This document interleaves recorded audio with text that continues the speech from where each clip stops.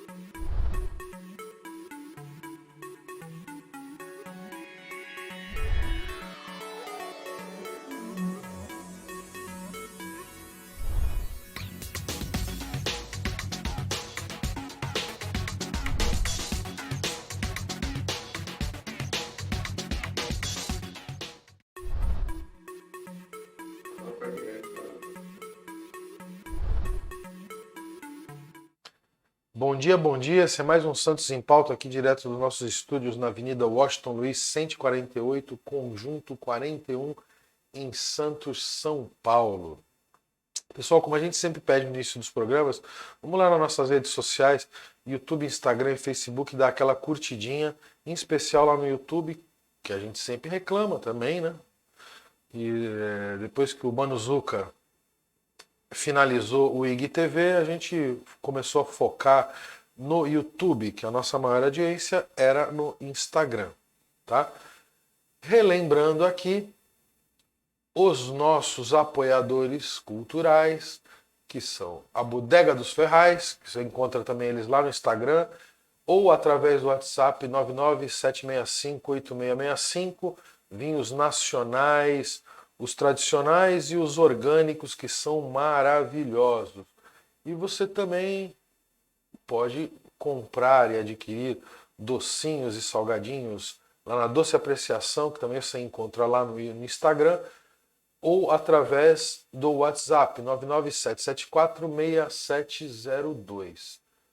A outra nossa campanha, vamos lá, a nossa campanha permanente de arrecadação de roupas e produtos de higiene e fraldas para bebês e crianças. Pessoal, seja solidário, tem muita gente precisando de verdade, muita gente tem entrado em contato com a gente pedindo ajuda. Se você não pode nos entregar aqui na Washington Luiz 148, Conjunto 41, você pode ligar, tá aí meu telefone e o telefone do Leonardo. A gente providencia a retirada ou a gente vai pessoalmente retirar. Hoje nós estamos recebendo aqui o Daniel. Pera aí, deixa eu liberar o áudio dele. O Daniel Gato. Bom dia, Daniel, tudo bem? É Danilo, tudo bem, cara? Danilo. Normal. Pô, eu escrevi. Será que eu escrevi Daniel? Pera aí. Pô, eu Ih, cara, tô. fica tranquilo, foi a vida É, inteira. é o Meu irmão é sono, Daniel. cara. Não, eu vou te explicar, é o sono, viu? A gente vai ficando velho, a gente vai ficando velho e vai dando essas mancadinhas. Bom, inicialmente, o que a gente gostaria de fazer é o seguinte: como a gente sempre pede para nossos convidados, você, opa, falar, contar um pouquinho da tua história. Quem é o Danilo Gato? Bom, primeiro, bom dia a todos, muito obrigado aí pelo convite. Sempre acho legal aí ter a oportunidade de ajudar a disseminar a educação financeira sempre que possível. Bom, meu nome é Danilo Gato, né, como já falamos aqui, eu sou formado em design, tá? Então muita gente até se espanta com isso porque eu trabalho hoje com investimentos. E eu basicamente sou criador de um canal chamado Finanças em Desenho, onde eu justamente busco combinar essas duas coisas, né? O que eu trabalhei minha vida inteira, que eu sou Sim. apaixonado por desenho, ilustração, esse tipo de coisa, com essa parte de finanças. Eu sou especialista em investimentos certificado pela Ambima, eu trabalho profissionalmente com investimentos e planejamento financeiro há mais de 7 anos, e foi justamente visitando famílias aqui em São Paulo, capital, que eu acabei identificando o quanto essa questão da educação financeira era precária, né? As Sim. pessoas realmente não conhecem. Conversei com pessoas que tinham centenas de milhares ou milhões de reais em poupança. Então foi quando eu falei, caramba, realmente tem um espaço aí para a gente conseguir educar melhor as pessoas nessa questão de finanças. E eu sou meio com essa paixão que eu tenho aí por desenho e ilustração. Falei, pô, eu sempre estudei muito essa questão aí de ensino e sei que quanto mais sentidos a gente estimula quando está ensinando, melhor a informação se retém. Então eu falei, bom, então eu vou pegar essa minha paixão por desenho, juntar com essa questão de finanças e tentar ensinar dessa forma mais didática, né? Usando desenho, ilustração, animação. E aí começou o canal ali em 2019. Nesse meu tempo eu escrevi um livro também, chamado Aprenda a Investir Seu Dinheiro. E é basicamente isso, pessoal. Hoje eu estou com esse canal aí há mais de 3 anos, ensinando a parte de finanças, tem um livro, tem outros materiais, canal de YouTube. Então, meu trabalho hoje, né, um dos meus trabalhos é esse, né, tentar trazer a educação financeira de forma mais acessível aí para todo mundo. Bom, é interessante o fato que alguém do mundo da arte, né? Porque o desenho é uma arte, né? Com certeza. Venha migrar para o mercado financeiro, que é um mercado pouco sensível, né? E para você mexer com arte, você tem que ter uma sensibilidade diferenciada, né? Você acredita que essa sensibilidade do artista, Danilo, contribui assim, para o teu sucesso dentro do trabalho no mundo do investimento, nesse mundo mais corporativo e mais frio, né? Não, com certeza. Tem muito aquela questão do lado direito, do lado esquerdo do cérebro, né? Que um é mais criativo, né? E o outro é mais racional. E realmente eu acho que é uma combinação que faz muito sentido, porque o que eu vejo, por exemplo, muito no ensino de finanças, que por ser um negócio muito quadrado, muito engessado, o ensino tende a ser parecido também, né? Sempre um monte de texto, né? Fórmula matemática, e acaba espantando as pessoas, porque você vai lá e vai, pô, precisa aprender a investir, aí você começa a ver lá Selic, CDI, LCI, IPCA mais 4% ao ano, não sei o quê, juros compostos, a pessoa fica, pô, não entendi nada desse negócio, não é para mim, né? A pessoa entra com esse pensamento. E aí quando você consegue trazer isso de forma mais lúdica, né, explicando pouco a pouco, ali usando mais simbologia visual, aquilo acaba fixando muito melhor, né? A pessoa se sente menos intimidada pelo tema. Então, É, acho que com certeza foi uma coisa que ajudou bastante porque para as coisas. é engraçado, né? Porque o mercado financeiro é um mundo totalmente frio, né? E você veio Sim, trazer um pouquinho de calor para esse mundo também, né?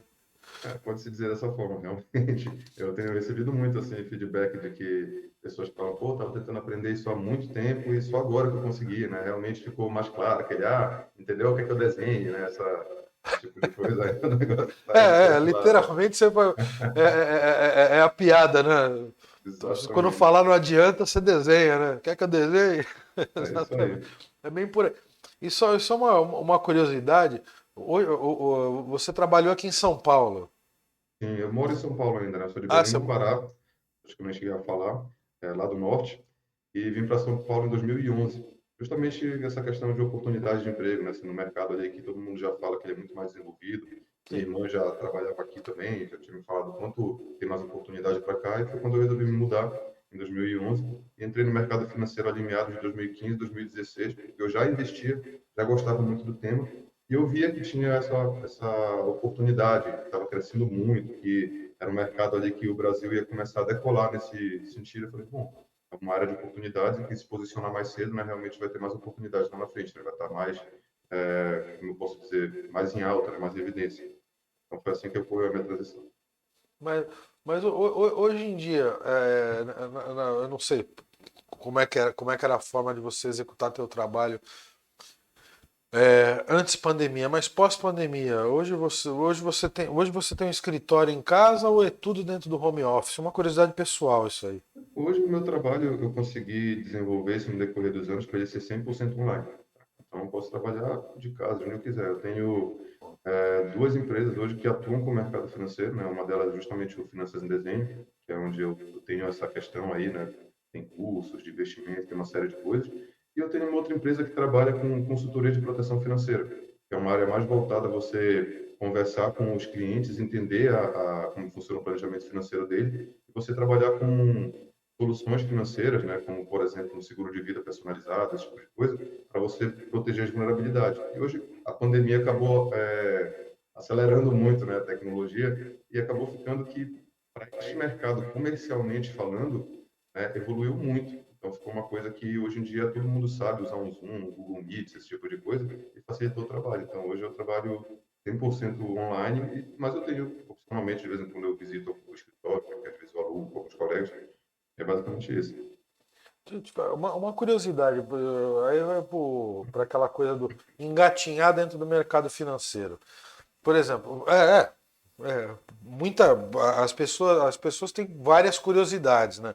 Por exemplo, você é um consultor independente, entre aspas, seria isso? Ou a questão não é, o termo correto não é esse? Seria isso? Não, seria basicamente o seguinte, em uma empresa eu sou um educador, né? Eu ensino finanças, por mais que eu seja certificado, que eu possa atuar como consultor, eu não atuo Você dessa não, forma você não hoje, eu opera. atuo mais ensinando as pessoas a investir por conta própria. Mas, Entendi. pois Entendi. eu era uma espécie de planejador, né? Como se fosse um assessor. Há uma diferença entre consultor e assessor. O consultor, ele normalmente é uma pessoa que ele tem um valor pelo serviço dele, que é cobrado de forma avulsa, né? Eu vou fazer uma consultoria para você, eu tenho minha tabela lá de valores, eu te cobro um valor que você me paga à parte, e aí eu te indico produtos lá de investimento e eu não posso ganhar nenhum tipo de comissão em cima desses produtos. E Tá. aí você tem o assessor de investimentos, que é quem não te cobra nenhum tipo de valor à parte, né, a comissão dele vem apenas dos produtos que ele te vende. Quando ele Tá. vende produto para você, ele vai ganhar um percentual, uma espécie de rebate, né, uma comissão dos produtos que ele te vende. Então, de certa forma, no passado, eu fui uma espécie de assessor. Hoje, eu sou um educador por uma empresa e na outra, eu sou mais uma espécie de treinador, no sentido de consultoria. Eu capacito assessores. Então, eu treino eles para que eles efetuem vendas para uma carteira de clientes. Hoje, E, eu estou numa área um e, pouco diferente. e mais uma curiosidade, dentro do mercado, eu compro o produto, essa comissão ela está atrelada ao ganho ou ganhando ou perdendo eu pago? Como é que funciona isso? Depende, É depende bem do produto. beabá mesmo. Eu tô fazendo É que pergunta do depende cara que muito não do entende produto, nada. entendeu? Tem produtos, por exemplo, que fica tranquilo. Então, esse aqui é realmente trazer o conhecimento. Depende muito do produto. Tem produtos que eles, por natureza, por serem mais conservadores, a probabilidade de você perder é quase nula. Entendeu? Então, às vezes, a pessoa coloca esse tipo de produto na carteira, como fundos de renda fixa, coisas nesse sentido. Aí, basicamente, você vai pagar ali algum tipo de comissão, mas não vai necessariamente, quando eu ganhar, quando eu perder. Mas existem fundos mais arrojados, por exemplo, fundos de ação, que aí sim, você tem uma taxa de administração, por exemplo, do fundo, que é o que custeia ali toda a operação daquele fundo em questão, e ela é cobrada sobre o patrimônio do fundo. Então, não interessa se ganha ou se perde. Mas também é legal levantar que as perdas no mercado de ações fazem parte do mercado. O ganho que a gente almeja é a longo prazo. Você olha aqui uma data que você investiu e olha daqui 20 anos, você tem mais dinheiro, mas no meio do caminho você está fazendo isso aqui. E aí você foi pagando tanto quando estava nos meses dos anos bons quanto nos ruins. E tem uma parte também da remuneração que é chamada de taxa de performance, ela só é cobrada quando o fundo supera um objetivo que ele tem. Por exemplo, o fundo quer superar o Ibovespa. Aí, se ele superar o Ibovespa X%, o percentual dessa parte que ele superou, aí é paga. Aí essa só é ativada se ele conseguir bater essa meta. Então, é um negócio bem variável nesse sentido. Entendi. O mercado de ações é para quem tem estômago, né? E não é ansioso. Basicamente é isso, né? É uma questão de preparo, né? Eu gosto muito de falar que... Eu gosto de fazer analogia de carro, tá? Se eu colocar uma pessoa dentro de um carro e falar assim, cara, aqui liga o carro, aqui acelera, dirige, entendeu? A probabilidade da pessoa bater na primeira coluna que ela vê pela frente é altíssima, tá? Sim. Agora, se eu vou lá, coloco a pessoa na autoescola, ensino ela a dirigir, as leis de trânsito, como liga, como freia e tal, ainda existe a possibilidade dela bater? Claro, sempre vai existir, mas minimiza absurdamente, né? Tanto que a gente vê aqui na nossa realidade, as pessoas vão todo dia para o trabalho, voltam, entendeu? Na maioria dos casos, elas fazem isso por décadas a fio e não sofrem um acidente muito sério, né? Salvo raras exceções. Então, o mercado de ações é muito parecido. Tá? Quando você entende o que você está fazendo, você sabe o que esperar, a- vai ter perdas de vez em quando, né? Haverá perdas, mas elas vão ser controladas, vão ser previsíveis. Você vai saber. O problema não é o risco, né? O problema é você se colocar em risco sem saber o que você está fazendo. Eu separei um pequeno percentual ali do meu patrimônio para investir em ações, sabendo, né, que aqui eu posso perder ali uma parte, tem uma desvalorização, mas almejando ali a longo prazo ter um ganho muito maior, não tem problema nenhum se amanhã eu abro lá a corretora e ele está com a cotação desvalorizada. Muitas vezes eu nem estou com interesse de vender agora, né? A cotação é meramente o preço de mercado daquele momento. Aquele momento está desvalorizado, mas daqui a 2 anos pode não estar mais, pode ter valorizado. Então é muito isso, é você saber o que esperar, né? Ninguém se surpreende com o que ele já estava esperando, né? Você sabe que Ah, tem não. trânsito quando você dirige, é a mesma coisa, você sabe que tem oscilação quando tem ações, entendeu? Aham. Muito Mas parecido. é que assim, normalmente no mercado, eu não sei se eu estou enganado ou não, mas no mercado financeiro, quanto maior o risco, pode ser o ganho pode ser, né, maior o ganho ou não, né? Ou maior o tombo. É mais ou Sim, menos com esse o certeza. raciocínio? É mais ou menos esse o raciocínio? Sim, mas é porque a gente tem que definir o risco nesse caso, né? Porque no mercado financeiro, com certeza. Porque no mercado financeiro há vários tipos de risco. Você tem, por exemplo, o risco de crédito, que é você investe ali num CDB e aí o banco não te paga. Isso é um risco, né? Um risco de crédito, que a gente chama. Você tem o risco de mercado, que é esse risco de ações, que, por exemplo, o preço da ação é a oferta e demanda de mercado. Tá? Então, se hoje o pessoal resolveu, por diversos motivos, pagar R$ 7 naquela ação e amanhã resolveram pagar 6, é oferta e demanda. Entendeu? Sim. Então, é o risco de oscilação. Só que aí também tem outros tipos de risco, né? Para quem faz operações alavancadas, né? Por exemplo, quem faz day trade, que é quando você opera com dinheiro acima do que você tem, você às vezes tem que colocar algumas travas, né? Para você não perder todo o seu dinheiro. Isso é uma trava chamada de stop. Por exemplo, se a ação cair 20%, eu vou colocar um stop aqui para não perder mais do que isso. E aí o que acontece? Se ela cair esses 20%, você vai ser estopado, né? Que a gente fala, e aí você tem aquela perda dos 20%. Mas isso é mais para quem atua nessa modalidade mais arriscada. A maioria dos investidores não atua dessa forma. Costuma atuar com alguma estratégia de longo prazo. Por exemplo, se eu compro uma ação de uma empresa X, porque eu acho que ela é uma boa empresa, ela pode oscilar o quanto ela quiser, eu vendo quando eu quiser. Eu já me preparei para comprar essa empresa para daqui a 20 anos, porque eu acredito que ela vai se valorizar a longo prazo. Então, se no meio do caminho ela fica oscilando, não me interessa. Mas o que você falou é muito correto. Assim, todo investimento ele é um pacote de risco e retorno. Você não pode olhar só o retorno, você tem que olhar o risco também. E alguns são desproporcionais. Alguns te entregam muito risco com um retorno que não te interessa, e outros te entregam, né, um risco ali moderado, mas com um retorno muito grande. É o que a gente chama de investimentos convexos. O que é isso, né? O que seria um investimento convexo? É um investimento onde o máximo que pode acontecer, ele existe um piso, né, para perda. Então, se eu botei 10 mil reais numa ação, eu posso no máximo perder 10 mil reais, mas ele não tem limite para ganho. Uma ação que eu botei 10 mil reais, aconteceu já. Pode ter virado 1 milhão e 700, por exemplo, em 3 anos. Entendi. Então, é isso que a gente quer ter na carteira, né? Uma relação saudável entre retorno e risco, onde a gente tenta manter o risco mínimo possível, mas com um potencial de retorno maior que pudesse. Você falou uma coisa que outro dia eu tava lendo sobre isso, né? Porque daqui a pouco eu falo sobre os milhões, né? Os meus milhões. É uma brincadeira. É, é, normalmente você fala assim, o risco do banco não pagar. É, é, eu estava lendo sobre isso, curiosidade pessoal. Curiosidade pessoal. É, normalmente os bancos menores é os que pagam melhor, né? Nesses investimentos de longo prazo. Eu vou fazendo pergunta por parte. Estou errado nesse raciocínio ou não?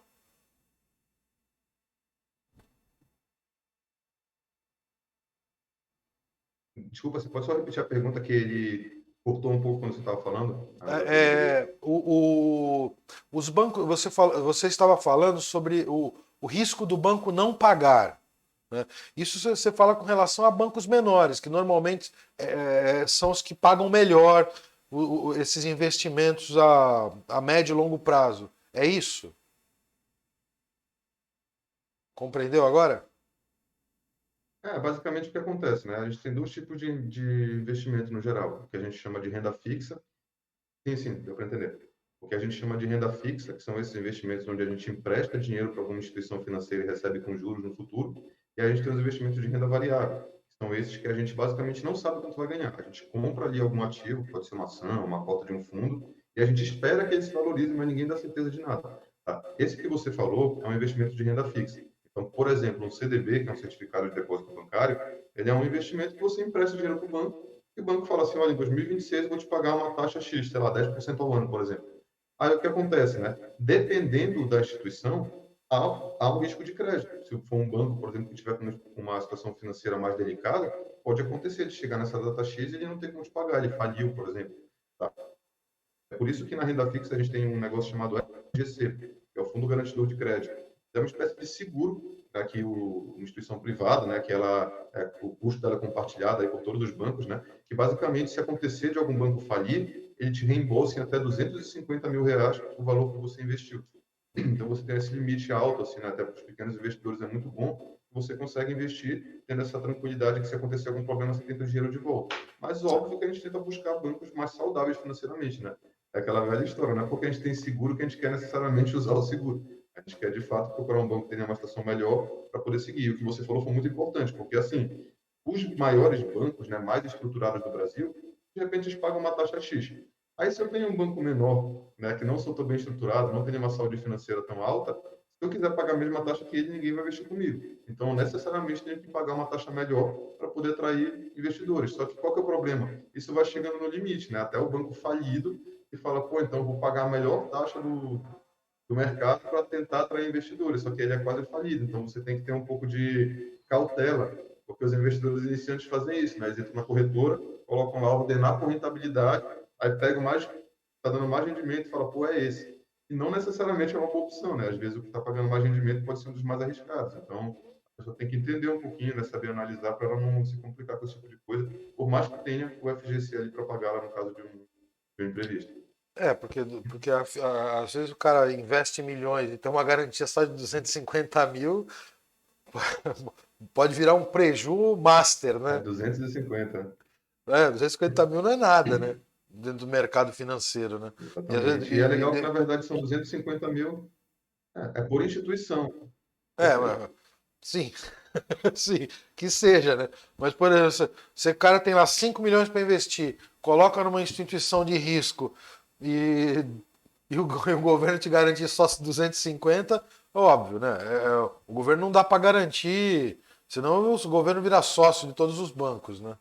Não dá para garantir tudo, né? A gente conta que o governo fiscalize, Na verdade, essa instituição ela é privada, ela não é nem governamental. sim, sim, E aí, exatamente. basicamente, o que acontece é que ela tem um limite de 250 mil por instituição e 1 milhão a cada 4 anos. Mas, obviamente, que a gente conseguindo fazer uma análise boa, a probabilidade de ter que ativar isso é baixíssima. Para quem está começando, né, pô, é muito provável que esse 1 milhão aí você está totalmente resguardado. Né? Para a maioria da população, isso vai ser uma realidade. Agora, para aqueles que conseguirem, né, acumular patrimônio acima disso, aí se torna mais importante ainda ter uma diversificação e a pessoa entender, né? Saber como analisar para não correr esse risco a gente tem que usar. E dá para analisar de forma simples, assim, sabe? É difícil uma instituição financeira falir do dia para a noite. Sim. Normalmente é um processo longo, que a empresa já está complicada, já está apresentando prejuízo e tudo mais. Então é relativamente simples de escolher bem aí um banco para investir nesse produto. Mas a gente não fala de falência, ó, mas por exemplo, um desses bancos digitais aí, parece que o roxinho, né? Para não citar nome, né? Eu estava lendo ontem, parece É que o que caiu vem recentemente, né? Na verdade, 67%, né? não, na O, verdade, as ações, né, do banco, né? Então quem investiu em ação desse banco já não deve estar muito feliz, né? Por exemplo, né? é basicamente o que acontece é o seguinte com ações que é importante a gente ter em mente. Tá? No curto prazo, tudo é possível, é muito imprevisível. Tá? Então, o que a gente busca realmente é o longo prazo. O fato de acontecer uma queda, às vezes na cotação de uma ação a curto prazo, tem que ser analisado mais a fundo. Né? Às vezes pode acontecer uma situação de. A gente tem casos, né, como esse tipo de situação onde, por exemplo, a instituição está pegando dinheiro emprestado para crescer. Tá? Mas aí ela está com um projeto de que daqui a pouco ela não precise mais fazer isso, que ela vai conseguir aumentar a receita e poder crescer ali por conta própria. Só que enquanto isso não acontece, às vezes pode acontecer uma desvalorização. Mas para quem acredita no projeto, né, se a pessoa, porque aí que vem uma coisa importante quando você investe em ações, você tem que analisar aquela empresa que você está investindo para ver se você acredita naquele projeto que ela está fazendo. Tá? Pô, eu acredito que essa empresa X aqui, eu vou colocar dinheiro nela, ela vai passar um tempo em queda porque ela está crescendo, está reinvestindo, mas daqui a 10 anos ela vai estar com uma bela de uma receita e vai começar a crescer para caramba e tal. Então você já coloca o dinheiro sabendo que é um dinheiro que você não vai mexer por 10, 20, 30 anos. Tá? Então é por isso, quem investe em ações do jeito certo, literalmente não liga para essas quedas. A gente brinca assim, não sei o que caiu tantos por cento, lá, lá. Mas se você está investindo por longo prazo, isso não interessa, porque daqui a 10 anos você vai ver que às vezes sobe, né? Na maioria dos casos sobe para empresas que estão conseguindo atingir ali o espera delas. Então isso é mais assim, normalmente é quem investiu em ação por dica. Alguém deu uma dica lá, a empresa tá, vai crescer, não sei o que, a pessoa não entende nada. É tipo entrar no carro, como eu te falei, né? Entrar no carro sem saber dirigir. Ó, acelera aqui. A pessoa põe o dinheiro, aí o que ela faz? Exatamente o que ela não tem que fazer. Aí quando a empresa cai, tem uma queda normal no mercado, dependendo do caso, obviamente, né? A pessoa vai lá e vende na queda, aí tem prejuízo. Enquanto que o correto é, se ela tivesse estudado e pensado que era para longo prazo, ia cair, ela não ia fazer nada. Né? Em algumas estratégias, ela seria até recomendada comprar mais na queda. Tem algumas estratégias que tem várias estratégias de ações. Algumas presumem lá que é legal você comprar com preço mais barato. Essa estratégia, se você estiver usando, por exemplo, é um momento de compra, às vezes. Né? Você tem que comprar mais daquela ação quando ela cai. Então, isso é muito assim quando a pessoa não está começando ainda, ela não sabe o que fazer com as ações. Aí ela se preocupa muito com as quedas, ela fica meio desesperada, porque para quem já é mais experiente, você literalmente não liga para isso. No decorrer do tempo, você nem olha, você abre a tua corretora ali no mês, E você vai investir, você só olha assim, pô, vou colocar nessa, minha diversificação é essa, os percentuais são esses, segue o jogo, você não quer nem saber se está caindo, se está crescendo, porque tem estudos que mostram que dependendo da janela temporal que você olha as ações, é assim, se você olhar diariamente, tipo assim, 50% de chance de você ver caindo. Se você olhar semanalmente, aí vamos dizer, já é 47. Se você olhar anualmente, já é 30. Se você olhar a cada 10 anos, já é 90% de chance de você ver a ação subindo. A cada 20, né, se eu não me engano, no mercado americano, nunca caiu numa janela de 20 anos. Então, não sei se o dado é exatamente esse, mas é mais ou menos só para ter ideia geral, né? Quanto mais tempo você deixa o investimento em boas ações, aí óbvio que eu vou escolher empresas que estão falindo, né, que a pessoa investe sem saber que a empresa está falida, mas se você colocou em boas ações, a probabilidade é que cada 20 anos o mercado esteja sempre subindo, né? Só que ele sobe caindo, então você tem que saber, faz parte, normal. Pro brasileiro que é mais imediatista e está acostumado com a coisa tradicional da caderneta de poupança, deve ser um pouquinho complicado você colocar isso na cabeça das pessoas, não é não, Danilo? Com certeza. E é uma das coisas mais importantes, né? Porque, assim, curto prazo, né? Eu gosto de falar que todo investimento é como se fosse uma ferramenta numa caixa de ferramentas. Tá? Cada uma tem um propósito. Então, se você quer martelar um prego, é um martelo. Se você quer serrar um pedaço de madeira, é um serrote. Então, os investimentos, eles são assim também, eles têm características distintas. Se eu preciso para curto prazo, eu não vou usar renda variável, né? Ações, fundos imobiliários, porque eu sei que no curto prazo a probabilidade é que eu não tenha controle. Pode ser que caia, pode ser que suba, eu não sei. Então, eu vou usar renda fixa. Eu vou usar Tesouro Direto, vou usar CDB, LCI, LCA, que são investimentos que eu consigo achar, por exemplo, um CDB que vai vencer daqui a um ano. Aí, se eu tenho um objetivo que é para daqui a um ano, eu vou investir nesse CDB, porque ele vence daqui a um ano, eu pego esse dinheiro com rendimento, certeza, né? Não vou ter prejuízo nesse caso, se eu levar até o vencimento, eu vou usar aquele dinheiro. Agora, se eu estou querendo alavancar o meu potencial de rentabilidade para minha aposentadoria, por exemplo, entendeu? Vou começar a investir agora, eu tenho, sei lá, 34 anos, eu quero me aposentar com 65.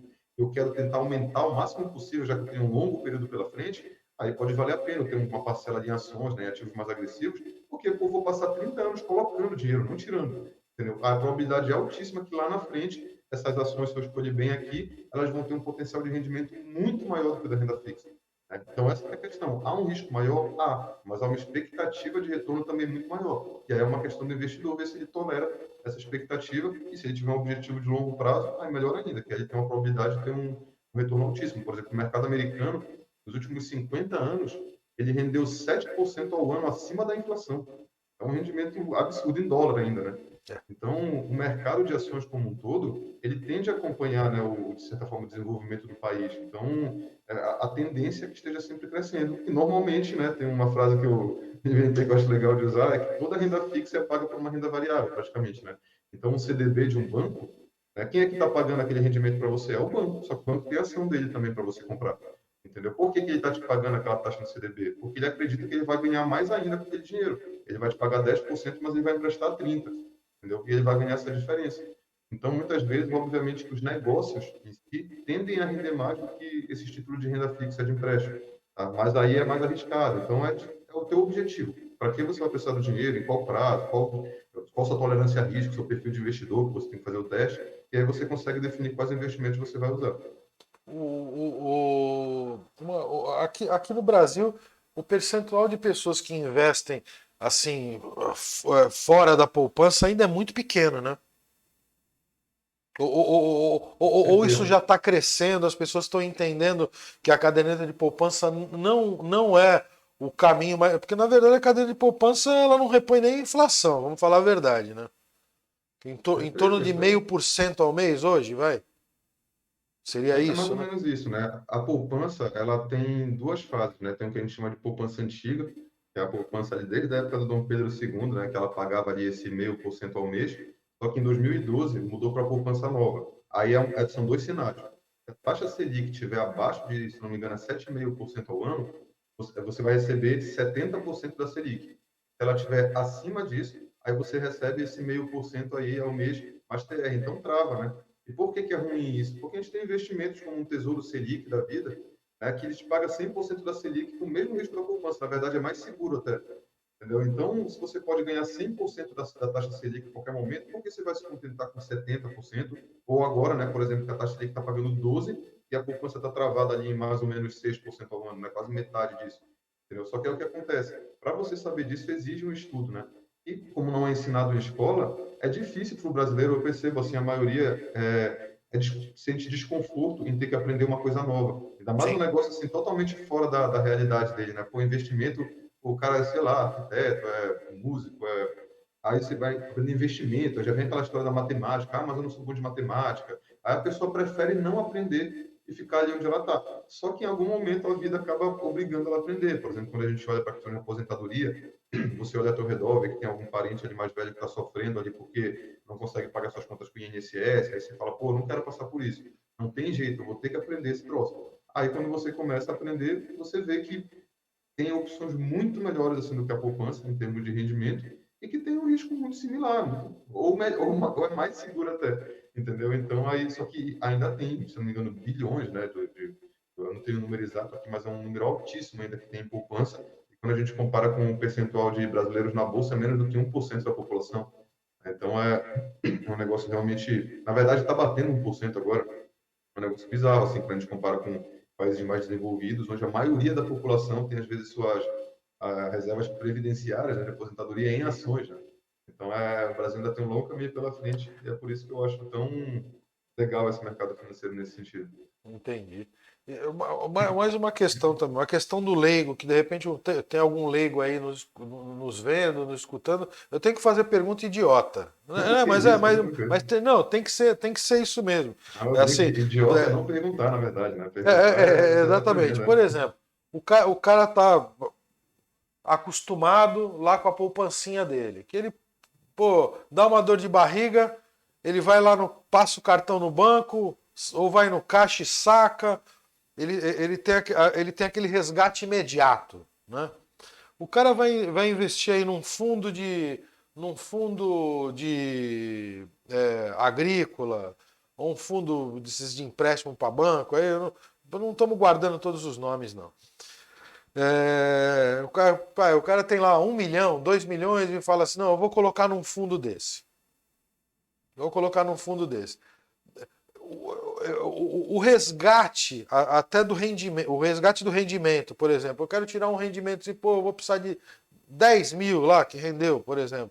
Eu consigo retirar, existem contratos que eu consigo retirar o rendimento aos pouquinhos ou eu só retiro esse rendimento lá no final?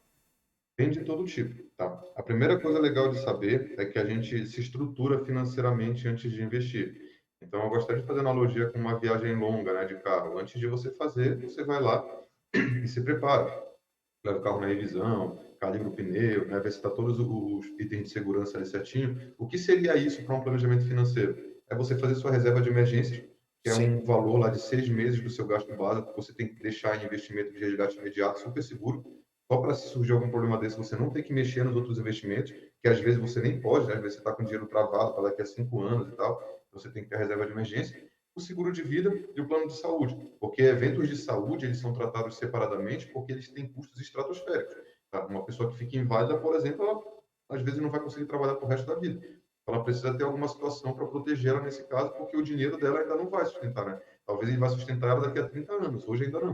Então, se ela ficar inválida hoje, ela se complicou. Então, quando você tem sua estrutura, que eu chamo lá do kit do investidor iniciante, né, que é a sua reserva de emergência, o seu plano de saúde, seu seguro de vida, aí você começa a investir com mais tranquilidade. E aí, pelo que você falou em relação a resgate, tem vários tipos, tá? Você tem, por exemplo, todo fundo de investimento, tá aí, eu não vou dizer tudo, mas eles normalmente permitem, né, o resgate das cotas, só que tem prazos diferentes. Tem alguns que têm prazo de resgate imediato, por exemplo, fundos DI, fundos simples, tem alguns tipos de fundo que você resgata a hora que você quiser a cota dele, quase como essa poupança que você falou. E aí tem fundos que ele tem um prazo, você solicita o resgate, vai cair para você só em D mais 20, né, 20 dias ali do dia que você solicitou. Em termos de rendimento, você tem também dinâmicas diferentes. Você tem esses fundos que é você que vai ter que ficar vendendo a cota de acordo com o que você precisa, né? Aí você corre o risco da oscilação, né? Se tiver um momento ruim, você vai ter que vender ali com um preço mais baixo. E você tem fundos, por exemplo, os fundos imobiliários, que eles têm como característica de pagar uma renda mensal. Tá? Então, quase que todos os fundos imobiliários, a grande maioria, ele mensalmente deposita na sua conta o rendimento dele, né? Que são fundos que, no geral, né, a modalidade mais conhecida dele, compra imóveis, muitas vezes grandes imóveis comerciais, galpões logísticos, né, shopping, esse tipo de coisa, vai alugar para empresas, essas empresas pagam aluguel, ele pega esse aluguel e repassa para os cotistas. Então, se eu tenho 1 milhão em fundos imobiliários, vamos dizer que no fundo que está pagando, sei lá, 0,8% ao mês, eu vou estar recebendo ali R$ 8.000 todo mês de rendimento que vai depositar na minha conta, não preciso fazer nada. Quando chegar lá dia 15, normalmente que eles pagam, vai chegar lá só a notificação, né? Fundo tal acabou de depositar para você os rendimentos de R$ 8.000. Aí você usa como você quiser. Então, de novo, depende muito do objetivo, né? Um fundo imobiliário ele te paga uma renda mensal, mas ele não tem um grande potencial de valorização como o das ações, por exemplo. Então, se você tem como objetivo, pô, agora eu não preciso de renda mensal, agora eu quero um negócio que me dê um potencial de valorização. Aí você pode ter mais ações. Mas em vez de ter os dois, de você diversificar, ter um pouco de ações e um pouco de fundo imobiliário. Agora, pô, me aposentei, estou em usufruto, agora eu quero curtir minha vida. Aí, de repente, tem umas ações lá que não te interessam mais, você pode vendê-las e alocar, por exemplo, em fundos imobiliários para você ficar recebendo essa renda mensal. Entendeu? É tudo uma questão de planejamento, né, de cálculo do seu objetivo e do momento É, que você está vivendo. eu falei em fundos justamente porque assim, para o brasileiro,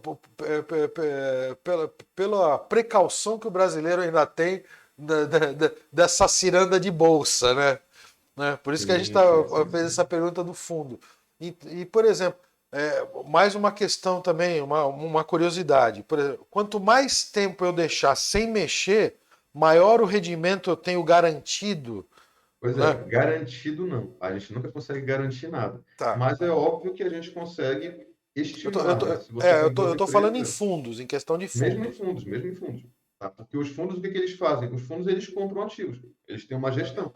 Né? Então, num fundo de gestão ativa, tem um gestor lá que está fazendo a estratégia dele. Ele está comprando as ações que ele acha que vão valorizar, as que ele não acha. Então, a gente tem muitos fundos que não batem seus indicadores e fundos que têm prejuízo, que rendem abaixo da inflação, tem diversos. Tá? Então, depende. Tem fundo bom e tem fundo ruim. Entendeu? Um fundo bom, ele tem uma alta probabilidade de dar retorno, mas quando a gente fala de renda variável, nada é garantido.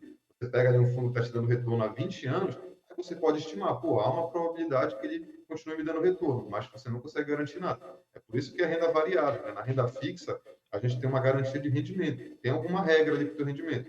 Entendeu? Agora, na renda variável, não. Você tem apenas a expectativa, mas ao mesmo tempo você também não tem limite. Pode ser que aquilo renda assim, um absurdo. Assim. Tem um dos fundos que mais rendeu, que foi o do Peter Lynch, né, que era o Fidelity Magellan, rendeu, tipo assim, se não me engano, foi 27 ou 29% ao ano. Um negócio assim absurdo. Multiplica É, teu patrimônio várias vezes em 10 anos. Assim. sim. Então, é isso. É meio que uma espécie de aposta, né? Mas é uma aposta onde você consegue ter um certo controle se você estudar bem e escolher ali as melhores opções. Então, a gente olha ali ativos que vem tendo um ótimo resultado, que tem uma expectativa futura muito boa, e você monta uma carteira cheia desses ativos, a probabilidade, né, que daqui a 20 anos você vai ter um belo rendimento. Só que aí, ao mesmo tempo, também, aí tem aqueles que são os que estão ali no bico do corvo, né? Quase morrendo já. Eles são aqueles que, se por algum motivo, por um milagre, né, ressuscitarem, aí eles vão te dar um retorno muito maior. Então, é sempre essa questão de você ficar equilibrando, né, essa parte gananciosa com a sua parte mais precavida, você dizer, não, cara, essa empresa aqui ela é muito arriscada. Ah, eu quero investir nela, então eu vou botar só um pouquinho e eu vou botar as outras empresas aqui que são mais consolidadas. Então, você tem que ficar fazendo esse jogo aí no dia a dia. E ações também te pagam rendimento, né, que são os dividendos. Existem estratégias de ações focadas nisso. Tem várias estratégias de ações. Tem uma delas que é o que a gente chama de carteira de dividendos, que é você montar uma carteira com empresas que são boas pagadoras de dividendos. E aí, lá na sua terceira idade, ela vai funcionar semelhante aos fundos imobiliários. A única diferença é que ela não paga necessariamente mensal. Ela vai te pagar, às vezes, trimestral, semestral, anual, depende da empresa, mas aí você junta aquilo num bolo e divide para você se sustentar aquele ano seguinte, né, enquanto elas estão pagando ali no outro ano. Mas também você consegue fazer estratégia de renda passiva com ações.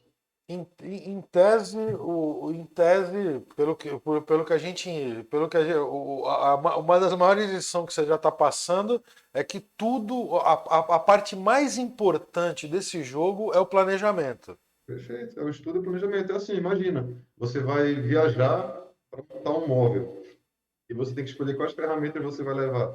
Você precisa saber qual que é o móvel que você vai montar, você precisa saber o que você precisa fazer, se eu vou serrar, se eu vou martelar, se eu vou... É mais ou menos isso, aí você vai selecionar as ferramentas, é igualzinho. Então a gente sempre começa a investir pelo objetivo. Qual que é o seu É, objetivo? Ah, meu objetivo é trocar de carro daqui a um ano. Pô, então não vou usar nada de renda variável, né? Porque renda variável em um ano pode estar caindo, eu não sei. Eu vou usar só renda fixa. E só renda fixa com prazo de um ano. Ah, qual que é o teu objetivo? Ah, eu vou, sei lá, reformar meu imóvel daqui a 15 anos. Pô, 15 anos já é um prazo um pouco maior. Talvez dê para colocar um pouquinho de renda variável lá, ainda corre o risco de prejuízo, mas em 15 anos tem um risco maior de talvez eu conseguir aumentar meu lucro e ter mais dinheiro do que de eu perder. Ah, para 30 anos. Pô, 30 anos você vai botar bastante renda variável se quiser, porque aí o risco é maior de ganho. Então é sempre assim, você vai olhar o teu objetivo primeiro e aí você vai selecionar as ferramentas que você vai usar para ele depois. Exatamente. Eu não posso levar para montar um móvel uma marreta, né? No máximo Exatamente. Aí um você chega lá, martelinho de borracha, né? exatamente, você chega lá e tem que serrar alguma coisa que você não levou o serrote, entendeu? É tipo isso, Exata, você tem que saber o que você vai fazer antes de selecionar. exatamente. Uma outra curiosidade que me veio aqui na cabeça. Por exemplo, eu não sei se. Eu acho que eu tentei fazer essa pergunta, mas eu não fui específico, eu não fui claro. Por exemplo, na renda fixa, num fundo de renda fixa qualquer aí que seja, existe diferença de rendimento? Por exemplo, eu entro no banco e falo assim, olha, eu quero aplicar durante um ano X. Olha, eu quero, olha, ou é, nessa mesma entrada eu falo, olha, por um ano X, mas e se eu deixar 3 anos? Esse rendimento ele pode variar para maior na questão do prazo ser maior? Sim, há uma tendência a isso, mas em fundos a gente não tem certeza. Todo Tá, fundo é considerado uma renda variável, até os de renda fixa, porque os fundos de renda fixa, eles investem em títulos de renda fixa. Só que esses títulos, eles têm prazos diferentes, têm rendimentos diferentes, alguns são mais arrojados e podem ter ali um risco de crédito e aí dá prejuízo e o fundo cair, entendeu? Só que óbvio que o risco vai ser muito menor do que um fundo que investe em ações. Aí o que acontece o efeito dos juros compostos. Então, quanto mais tempo você deixa investido, mais dinheiro você tende a ganhar. Agora, não tem, por exemplo, um fundo que ele te fala assim: olha, Alexandre, se você deixar por um ano, eu te pago 5%, mas se você deixar por 3, eu te pago 15%. Não. Ele vai te dar ali um fundo, como ele tem vários títulos, ele não consegue cravar uma rentabilidade. Ele vai te dizer assim: olha, Alexandre, esse meu fundo tem como objetivo superar a taxa Selic ou CDI em 10% ao ano, é o meu objetivo. A gente vem batendo esse objetivo nos últimos anos. Então, a probabilidade é que se daqui a 3 anos você deixar seu dinheiro, você vai ter 3 anos de CDI mais, né, 10%, né? Desculpa, 110% do CDI. Entendeu? Se você deixar por 3 anos, se você deixar um ano, você vai ter um ano só disso. Tá? Então, é mais ou menos isso. Tá? Aí entra mais na lógica do juros compostos, né, acumulando a longo prazo, do que necessariamente ter uma taxa diferente dependendo do prazo que você quer ficar. então, Qual fundo, bom, sim, sabe? então basicamente é isso. O renda fixa, ele não é, ele é uma renda fixa, porém variável. Isso, ele é uma regra fixa, agora de falar, na É uma verdade. regra fixa, mas Ele, que isso, não, porque você tem três tipos de rendimento. e o banco, então, numa renda fixa, não vai te garantir exatamente um rendimento exato. Pois é, eu falei de fundos. O que acontece? Um fundo de renda fixa é um banco, sei lá, um banco, uma instituição, na verdade, a administradora, né, a gestora do fundo, ele vai comprar vários títulos e aí vai tentar bater um rendimento. Só que você não precisa necessariamente investir através de fundos. Você pode investir através do ativo puro. Aí esses garantem uma rentabilidade. Se eu for num banco, eu posso investir num CDB diretamente, que não é um fundo, é um ativo puro, entendeu? E aí sim, eu tenho CDB para daqui a um ano, que vai me pagar 8%. Aí eu tenho para daqui a 2 anos, vai me pagar 10%, para daqui a 3, vai me pagar 12%. Entendeu? Aí é garantido. Aí se eu segurar aquele CDB até o vencimento, eu vou receber aquela taxa colocada. É porque nos fundos, né, é uma dinâmica diferente, porque um fundo ele está tentando superar algum tipo de indicador, né, ou replicar. E aí ele vai ficar comprando e vendendo ativos ali para tentar fazer isso. Então ele não consegue garantir nada. Agora, se você investe diretamente no ativo, no CDB, no LCI, no Tesouro, aí sim você tem uma certa garantia. E aí você tem três tipos de rentabilidade. Você tem a pré-fixada, que é a que te dá uma garantia numérica, né, exata, vai render 10% ao ano. Esse é o pré-fixado, não vai mudar, não vai aumentar, não vai diminuir. Se você levar até o vencimento, você ganha 10% ao ano. Aí você tem o pós-fixado, que ele vai te dar um percentual de algum indicador dinâmico. Por exemplo, vou render 100% da taxa Selic.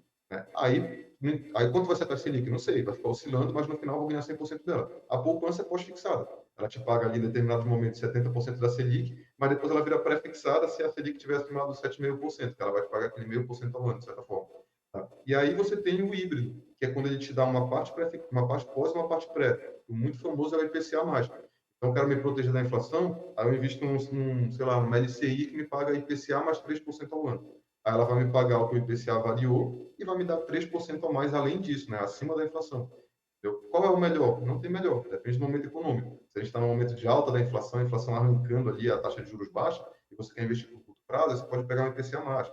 Aí está ao contrário, agora a taxa de juros está altíssima, a inflação está caindo. Eu quero investir por curto prazo, eu posso pegar talvez um pré-fixado, né, que eu travo uma taxa aqui em cima enquanto as outras estão caindo.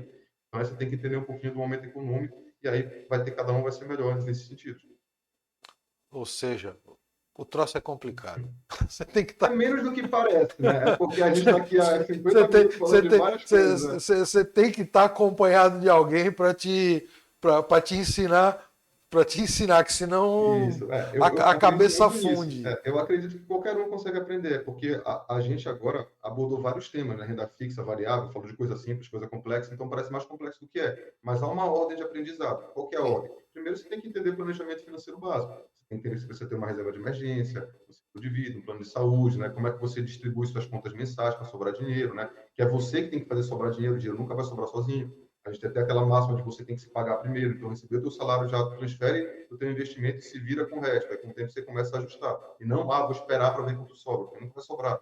Então, esse é o planejamento financeiro básico. Aí, depois, você vai estudar só os investimentos de renda fixa. São os mais fáceis. É esse aí. Tesouro Direto, CDB, LCI, LCA, porque é fácil de entender. Ele tem um prazo de vencimento e ele vai te pagar um rendimento. Você está emprestando dinheiro para o banco está falando, Danilo, eu vou pegar esse teu dinheiro emprestado, R$ 1.000, em 2025 eu vou te pagar ele com um rendimento de 10% ao ano.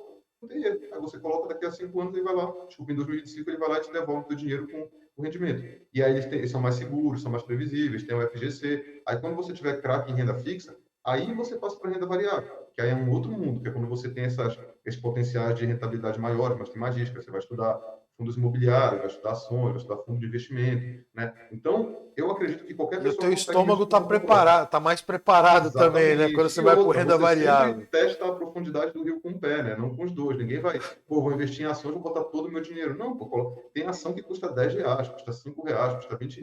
Você pode, se você quiser separar uma taxa do aprendizado, pega R$ 50 ali, compra umas ações e vê no que dá. Só para você sentir, né, como que é o dia a dia do mercado ali. Nada impede de fazer isso, entendeu? Você não precisa ir lá e dizer, ai, eu vou botar R$ 100.000 em ações. Pô, começa com um pouco, entende? Né? E nas ações, quando você investe da forma correta, você não tem a forma correta não, né? Se você investe de forma convencional, você não tem risco de perder mais do que você colocou. Né? E fora que o risco de perder o que você colocou é baixíssimo, né? Se eu botar R$ 50 em ações, a probabilidade de eu perder R$ 50, todas as ações virem a zero, é quase nula, assim, é muito baixa mesmo. Né? Se você selecionou bem, a probabilidade é que aumente a longo prazo. Entendeu? É só se você operar alavancado, né? Que às vezes quando você faz trade ou day trade, você opera com mais dinheiro do que você tem, aí você tem um risco às vezes de perder o que você colocou e ainda tem que botar mais. Mas, normalmente, a maioria dos investidores não faz isso. Investe da forma convencional e aí não tem risco. Então, é isso.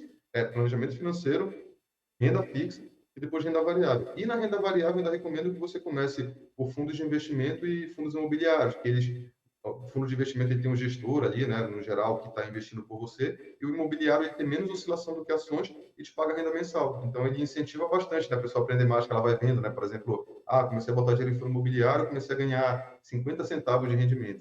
Aí daqui a pouco você está ganhando R$ 10, daqui a pouco 30. Opa, está pagando meu almoço. Aí daqui a pouco está pagando minha conta de luz, está pagando, aí você vai vendo crescer, aí te Entendi. incentiva a estudar mais. Aí depois você vai para ações. Então é só seguir a ordem que não tem erro. Entendi. E todos esses fundos, você, independente de tempo de investimento de prazo, se paga imposto de renda, né? Nem Só. todos. Na verdade, assim, o que acontece? Um ganho de capital nos fundos, você vai pagar imposto de renda, mas aí você vai pagar, aí dependendo do fundo, ou só no momento da venda, né? Em fundo de ações, por exemplo, você vai vender, aí vai ver se você teve lucro, aí você paga imposto de renda de 15% sobre esse lucro. Só que tem alguns outros fundos, como o fundo de renda fixa, que você tem um come cotas.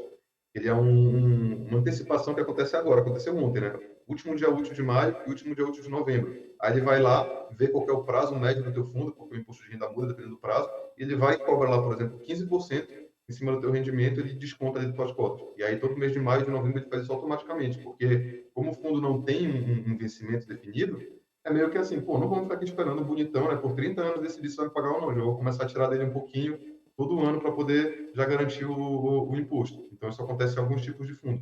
E fundos imobiliários, por exemplo, essa renda mensal que eles te pagam é isenta de imposto. Então, isso é uma coisa muito bacana, porque é quem, por exemplo, está aposentado e a pessoa tem uma boa carteira de fundos imobiliários, ela vai ficar recebendo uma renda todo mês que já é isenta de imposto de renda, entendeu? E que tende a se corrigir com o tempo, porque os contratos de aluguéis dos fundos com os locadores, né? Desculpa, os locatários, ele tende a ser corrigido com a inflação também. Então aí você fica recebendo uma renda isenta de imposto que tende a ser corrigida com a inflação. Então é isso, assim, é você entender como cada ferramenta funciona para você escolher as que vão ser melhores ali para o seu objetivo. Entendi. Cara, é um mercado complexo e no Brasil a tendência, né, conforme as pessoas vão adquirindo essa educação financeira, né, porque passa por uma educação financeira básica primeiro, né, o cara Tá? saber que não pode gastar tudo que ganha e depois começar dentro, Vai refinando, né? dessa escadinha que você explicou ali, até o cara ter estômago para realmente apostar no mercado de É legal ação, né? mostrar o resultado, cara, porque o resultado é o que te motiva. Uma pessoa que investe mal, ela vai basicamente, às vezes, empatar com a inflação. Então, se essa pessoa coloca, sei lá, R$ 1.000 por mês, ela teria 12 mil em um ano, teria 120 mil em 10 anos e em 30 anos teria 360 mil, né? Descontando a inflação. Uma pessoa que investe bem e que ela consegue ter um rendimento acima da inflação, ela pode ter, às vezes, o triplo, 4 vezes, sei lá, 5 vezes, vai depender do rendimento que ela pegar, abaixo do que a outra. É dizer que uma pessoa vai se aposentar com 360 mil e outra com 1 milhão, sendo que elas investiram a mesma coisa, entendeu? Aí Entendi. é isso quando você começa a olhar esse tipo de coisa que te motiva a dizer, não, cara, eu não quero ser esse cara que vai, um vai ganhar, render a carteira 1% ao mês, um vai ganhar 3.600, outro vai ganhar 10 mil por mês. E eles botaram o mesmo dinheiro, fizeram o mesmo esforço, entendeu? Não o esforço de estudar, né, mas o esforço ali do dia a dia, do orçamento. Então é quando você olha esse tipo de coisa que te dá a motivação de você querer aprender a fazer por conta própria. Mas não tem jeito. Ô Danilo, fala uma coisa pra gente.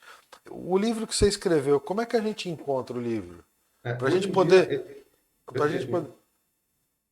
o nome dele é Aprenda a Investir Seu Dinheiro. Hoje em dia ele tem apenas em formato digital. Eu ainda estou aqui em negociação com a editora para poder publicar ele em formato físico. Você consegue encontrar nas minhas mídias sociais. Então, se você me seguir no Instagram, Finanças em Desenho, né, é Financas underline em underline desenho, tem um link lá principal, você consegue achar meu livro lá. E ele foi um livro que eu escrevi literalmente para. O nome dele é Aprenda a Investir Seu Dinheiro por causa disso. Eu escrevi ele do zero absoluto, né, falando do zero. Por que a gente tem que investir? Até como monta uma carteira de investimentos. Aí eu dou exemplos de objetivos. Olha, se eu quisesse montar uma carteira para casar daqui a 2 anos, como montaria? Escolheria esse. Por quê? Então, ele é literalmente um guia, e foi o guia que eu não encontrei. Tá? Eu escrevi esse livro porque eu percebi que no mercado financeiro, a maioria dos livros ou é meio que uma história misturada com ensinamentos, ou é alguma coisa muito específica de alguma coisa, sabe, ações para tal coisa, entendeu? Mas parece que não tinha aquele livro que era como se fosse do beabá, assim, sabe, do zero absoluto até o final. Eu não achei, pelo menos na época. Aí eu resolvi escrever um livro nesse sentido. Ou Então ele é seja, um ótimo guia aí nesse é caso. a famosa cartilha Caminho Suave dos Investimentos. Isso aí, aquele Aquela caminho investimento para suave leigo, né? que eu não sei se você aprendeu a ler e escrever com ela. Hoje parece que ela foi abolida, né? Abolida. Estamos na era Paulo Freire.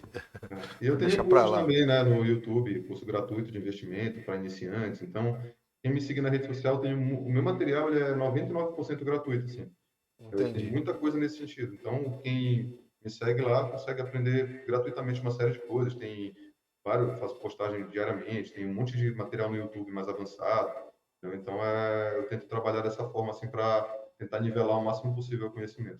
E no YouTube também a gente te acha lá como Danilo Gato. A tua Ou página Finanças em lá é Desenho. É porque o nome do canal é Finanças em Desenho, mas se procurar pelo meu nome, acha também. Então, legal. as duas coisas. Legal, Danilo. Eu, não, eu deixei de fazer alguma pergunta que o leigo te faz ou não? Não, eu acho que a Ou gente eu passou fiz por todas tudo, as cara. possíveis? Não, acho que passou por tudo. Aí o que entra algumas coisinhas mais específicas, às vezes, de investimento, né? Ah, investimento tal, precisa investir todo mês, não sei o quê. Então, mas no geral é isso mesmo. O que eu gosto de reforçar é só isso. Estuda planejamento financeiro básico, depois renda fixa, né? Tesouro direto, CDB, LCI, LCA. Aí só depois você vai para renda variável e quando for, começa com pouco. Eu tenho investimento hoje de R$ 1, tanto na renda fixa quanto e na renda variável. Você tem ações de R$ 10, de empresa muito boa, de R$ 15, de empresas ali lucrativas, entendeu? Então, você não precisa de muito dinheiro para já ir aprendendo. Vai estudando e coloca um pouquinho do teu dinheiro. Ah, mas eu tenho medo de sair da poupança. Então, pô, pega R$ 100 da sua poupança e começa a investir com esses R$ 100 e vai vendo ali como é no dia a dia, entendeu? Aí você vai ganhando mais confiança e você vai pegando mais e colocando. Porque as pessoas já pensam que é assim, né? Que, É. tenho que investir, então vou pegar meus R$ 100 mil que tem na poupança e vou ter que botar tudo em ações. Não, não é assim. Então vai com calma, né? Estuda que você chega lá. Na verdade, a nossa intenção foi justamente falar mais do básico mesmo, dessa coisa mais simples, para quem não entende nada, né? Basicamente como eu mesmo.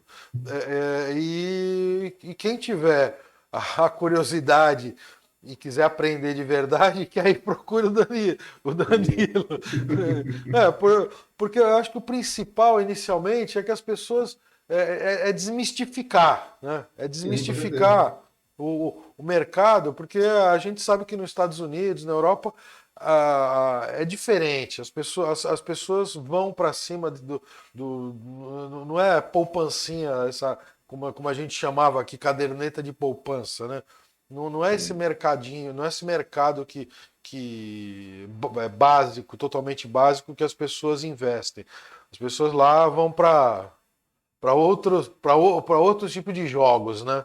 Sim, sim. Hoje, É até uma questão de taxa de juros também, né? A taxa de juros nos Estados Unidos é tipo 2% ao ano, né? Tem país desenvolvido que tem taxa negativa. Então, se você não for para a renda variável, você não ganha nada, entendeu? Então, eles é, meio que acabam sendo obrigados a estudar ações, a estudar investimentos mais avançados para poder ter algum tipo de rendimento. Aí, em países que nem o Brasil, que a taxa de juros é muito alta, aí acaba que tem muita oportunidade na renda fixa, né? Então, às vezes, só de você deixar na poupança, às vezes a poupança daqui ganha a poupança de lá, porque a gente tem uma taxa de juros maior. Então, você não tem um incentivo, às vezes, para a pessoa começar a estudar desde cedo. É um negócio que ela acaba desenvolvendo no decorrer da vida. Aí ela vê lá um parente lá passando necessidade na aposentadoria e fala, pô, tenho que investir para não passar por isso. Aí ela vai desenvolvendo isso pouco a pouco. Mas realmente a gente larga um pouco atrás nesse sentido aí da educação financeira. é, que deveria, a gente já deveria ter conceitos básicos de educação financeira nas escolas, né? Tá começando, eu já vi que algumas já estão começando a colocar aí na pauta, eu já vi várias pessoas compartilhando, então eu acho que o movimento está começando a ganhar força, né? Se É, Deus quiser, daqui a é, alguns anos a gente chega lá. é importante que isso seja realmente ampliado para esse mercado crescer. Danilo, muito obrigado. Pessoal, o Danilo deixou aí, você encontra ele nas redes sociais, tanto lá no Instagram quanto no YouTube. A gente tentou ser o mais básico possível para, na verdade, tentar desmistificar um pouco esse mercado, né? E eu vou resolver se eu tiro meus milhões da poupança. Tá certo. E tem mesmo, tá, cara? Eu vou te falar que eu cruzei com pessoas que têm literalmente milhões na poupança, cara. Então é um negócio ali que Eu vou, eu vou, eu vou, eu vou pensar em tirar meus milhões da poupança. tá certo. Beleza, Alexandre. Pessoal, muito Falou. obrigado pelo Pessoal, muito convite. obrigado. Esse foi o Danilo Gato, o jovem Danilo Gato, que tenta explicar o mercado financeiro, o jovem artista, né? Também, né? Também, né? A gente tem a Que tenta identidade. explicar o mercado financeiro através do desenho. Deve ser, Perfeito. com certeza, é interessante. Pessoal, obrigado. Sexta-feira a gente está de volta aí com o Coronel Nishikawa, deputado estadual, para bater um papinho com ele aí, né? E é isso aí. Danilo, obrigado e bom investimento a Valeu. todos. Tchau, Opa, obrigado. tchau. Valeu.